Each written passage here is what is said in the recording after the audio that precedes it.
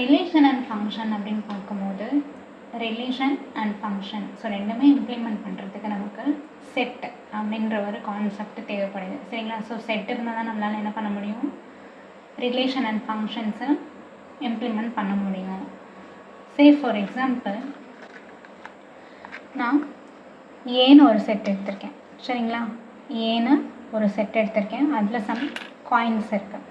And then பீன்னு ஒரு set எடுத்திருக்கேன், அதில் சம் த்ரெட்ஸ் வச்சுருக்கேன். சரிங்களா? ஸோ இது ஏன்றது ஒரு செட்டு, பீன்றது அனதர் செட்டு. ஏன்ற செட்டுக்குள்ளே பார்த்தீங்கன்னா என்னதான் இருக்குது, நிறைய காயின்ஸ் மட்டும் இருக்குது.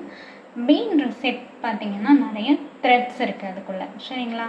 ஸோ ஜென்ரலாக செட்டுனா என்னென்னா collection of objects. So set ஏல என்ன இருக்குது, collection of objects. Object is nothing but நம்ம என்ன திங்ஸ் யூஸ் பண்ணுறோம். சரிங்களா? நான் இதில் காயின்ஸ் யூஸ் பண்ணியிருக்கிறதுனால இங்கே காயின்ஸ் தான் ஆப்ஜெக்ட்னு சொல்லுவோம். ஸோ செட் ஏன்றது it's a collection of coins. அதே மாதிரி செட் பி அப்படின்றது it's a collection of threads இல்லையா? ஸோ ஜென்ரலாக செட்டுனா என்ன, collection of some objects. And இதில் பார்த்தீங்கன்னா நம்ம யூனிவர்சல் செட்டுன்னு கூட ஒன்று என்ன பண்ணுவோம், படிப்போம். சரிங்களா? அதை வந்து எப்படி டினோட் பண்ணுவோம்னா யூ அப்படின்னு டினோட் பண்ணுவோம். யூன்றது யூனிவர்சல் செட்டு.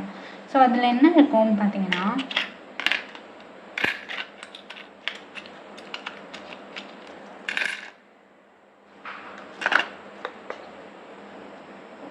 ஸோ யூனிவர்சல் செட்டை பொறுத்த வரைக்கும் ஸோ இதுதான் யூனிவர்சல் செட்டு. ஓகேவா? யூனிவர்சல் செட்டில் எல்லாமே மிக்ஸ் ஆகிருக்கும், எல்லாமே கலந்துருக்கும். பார்த்தீங்கன்னா தெரியும், காயின்ஸும் இருக்குது ப்ளஸ் த்ரெட்ஸும் இருக்குது. சரிங்களா? ஸோ இது யூனிவர்சல் செட்டுன்னு சொல்லுவோம்.